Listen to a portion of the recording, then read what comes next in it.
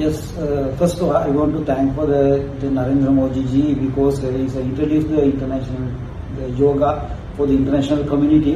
I think in this time we are going to celebrate in the 11th International Yoga Day celebration.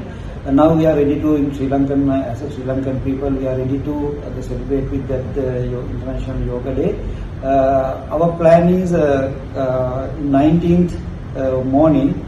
There are special 1 hour yoga session we are handling with the 117 institution, include that 113 hospital in Ayurveda and another 4 university institutes. That's all 117.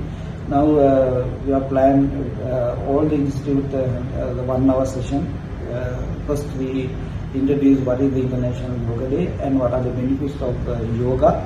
And after that, how their day-to-day work, their day-to-day activities, how they are going to use that yoga for the workplace and other activities in their life.